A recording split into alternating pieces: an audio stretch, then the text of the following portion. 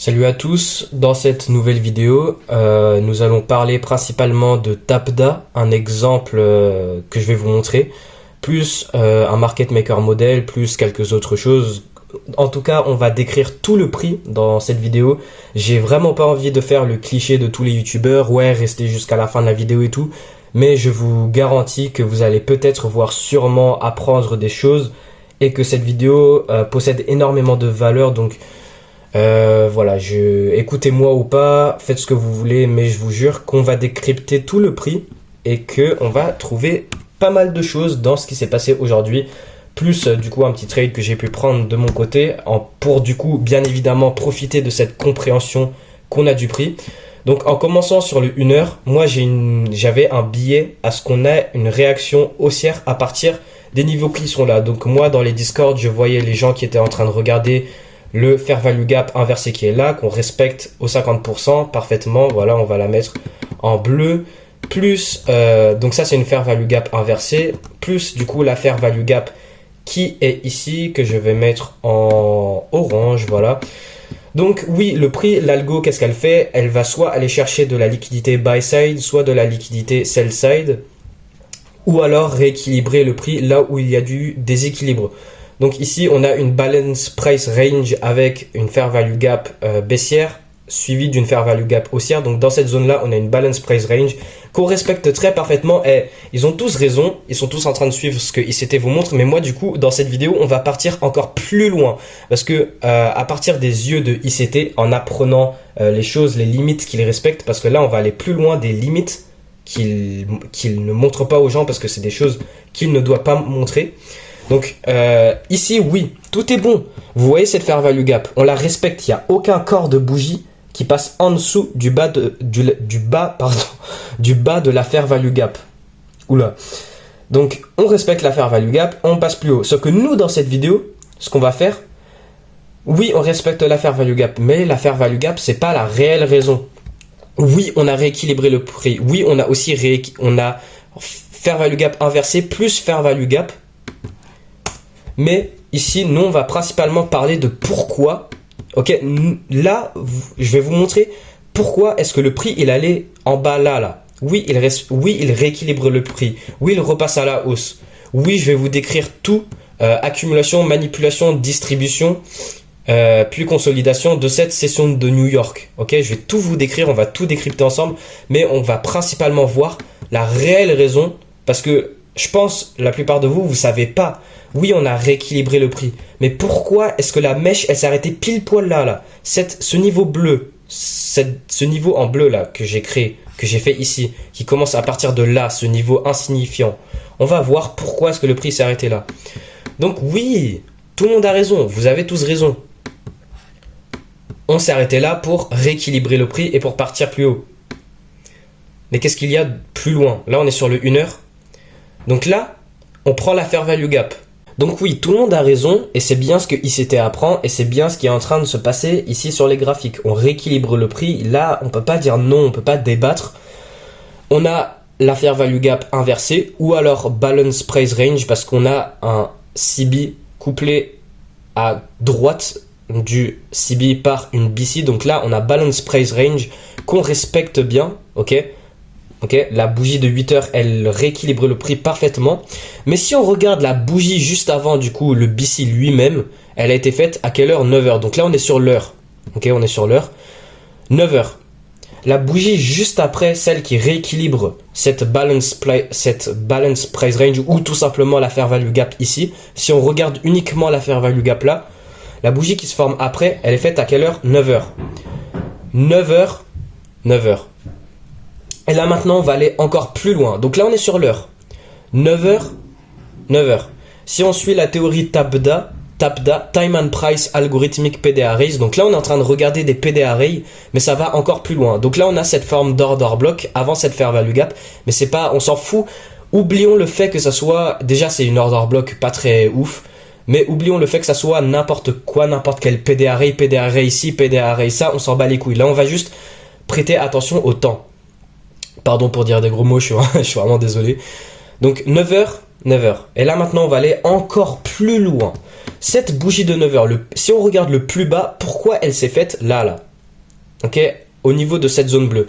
Donc on va aller à l'intérieur de cette bougie de 9 heures, voir où est-ce que c'est que le prix il s'est arrêté pour du coup former le bas de cette bougie 9 heures pour aller plus bas, pour aller plus haut et du coup créer notre schématique accumulation, manipulation, distribution plus un market maker modèle que je vais vous expliquer juste après. Donc là on va aller sur le 5 minutes. Donc si on se rappelle bien juste avant, donc ça c'est notre zone de la bougie d'une heure qui a été faite à 9 heures le 24 mai. Donc là maintenant on se retrouve le 29 mai et là on a la bougie, donc là on est sur le 5 minutes, là on a la bougie la plus basse de du coup la bougie haussière en 1 heure. Donc là la bougie la plus basse elle est faite à quelle heure? 9h25 le 29 mai. Donc là je l'ai écrit juste en bas, vous voyez elle réagit à cette ligne bleue. Donc là on va aller derrière juste après. Ok, là c'est le moment de suspense. Les gars, là c'est le moment de suspense. Cette ligne bleue, là vous voyez le prix il s'arrête à cette ligne bleue.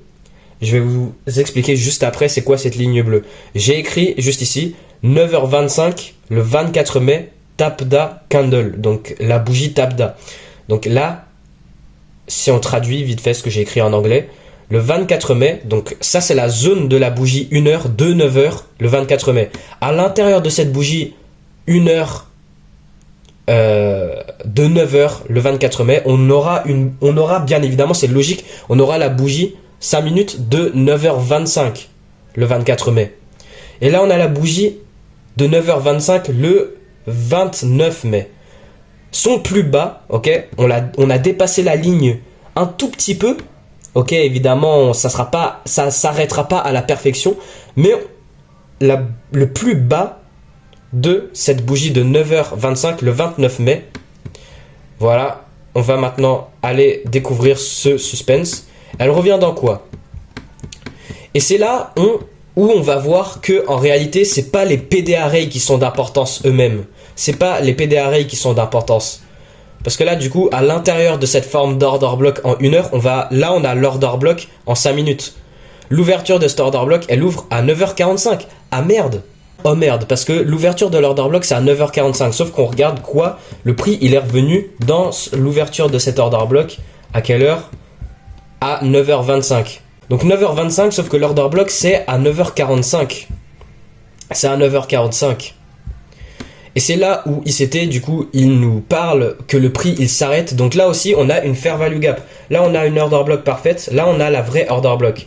Parce qu'on a order block plus fair value gap, CSD, change in the state of delivery. Donc oui, on est aussi venu rééquilibrer la fair value gap à l'intérieur de la bougie d'une heure. Mais oui, la fair value gap, elle est d'importance parce qu'on vient rééquilibrer le prix, là où il y a du déséquilibre. Mais l'order block n'a aucune importance. C'est quoi? C'est la bougie ici, de 9h25. On prend le plus haut de la bougie de 9h25 à l'intérieur de la bougie horaire de 9h. 9h25, on trace la ligne, on revient dessus à quelle heure? 9h25. Ok? Déjà là je vous ai montré en détail, mais en enlevant tout ce détail, déjà on a la preuve, vous pouvez pas dire non.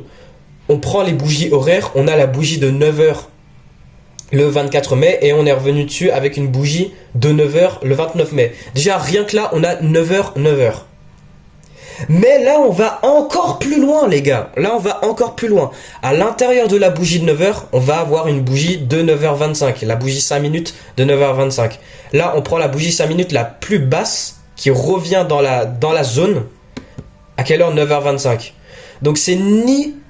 Oui, ok, on est aussi revenu dans une fair value gap, un BC à l'intérieur de cette zone, derrière à gauche. Mais c'est ni la fair value gap, ni la BC la plus importante, c'est l'heure, c'est... Les bougies qu'on regarde se font créer par rapport à une bougie ancienne dans le passé, au même prix et à la même heure. Donc on pourrait aussi aller dans le 1 minute et voir à quelle heure le plus bas sur le 1 minute, puis rassembler ça. Bref, ça va super loin. Et qu'est-ce qu'on a? Donc, je vais pas expliquer la quarterly theory ni rien, mais ici on a la session de New York, du coup, de 6h du matin à midi, heure de New York. Donc on divise en 4 par des cycles de 90 minutes. Donc on a la quarter numéro 1 ou tout simplement Q1, Q2, Q3, Q4, Q1 de 6h à 7h30, Q2 de 7h30 à 9h, Q3 de 9h à 10h30 et Q4, la dernière quarter, de 10h30 à midi. Donc Q1, on a quoi? Accumulation. Q2, manipulation. En revenant dans la bougie derrière là, en revenant dans la zone. Q3, distribution, donc accumulation, manipulation, distribution.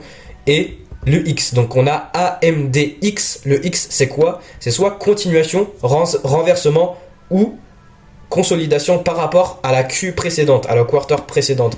Donc là, parfait. Accumulation, manipulation, on revient dans la zone. Tout ce qu'on a décrit, on rééquilibre les fair value gap aussi, que je vous ai expliqué en début de vidéo. On revient là, on forme le point bas à 9h25, plus du coup la tape-da candle de 9h25 le 24 mai, donc là 29 mai. On rassemble, on met tout ensemble. Et là on a quoi du coup? Le petit achat que j'ai pris. On a cette buy side liquidity juste en haut ici et on a notre modèle de retournement. Donc je vais pas vous apprendre le modèle, mais on a du coup le respect d'une CB. On vient et on casse le haut qui respecte cette ancienne CB. Donc la cassure de ça, market structure shift. Donc là on a le modèle market structure shift, créant quoi? Une fair value gap inversée qu'on revient et qu'on respecte, couplé de du coup une nouvelle petite fair value gap créée là, plus sur le 1 minute ce qu'on aurait une balance price range, plus un breaker block ici, voilà parfait, qu'on va mettre parce que pas tout de la même couleur, qu'on met en rose là, voilà parfait. On a breaker block, IFVG, fair value gap inversée, plus la FVG du coup qui a été créée pour du coup percer le haut qui a respecté cette ancienne fair value gap inversée, enfin qui est maintenant du coup devenue une fair value gap inversée.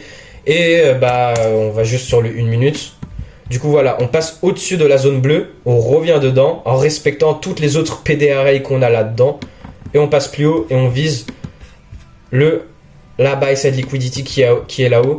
Plus en fait la cible initiale, c'est que vu que ça c'est un market maker model, donc là on a la courbe de gauche, puis ensuite la courbe de droite, qui est divisée par quoi? La smart money reversal. La smart money reversal qui est quoi? Dans tout ça. Enfin, là-dedans.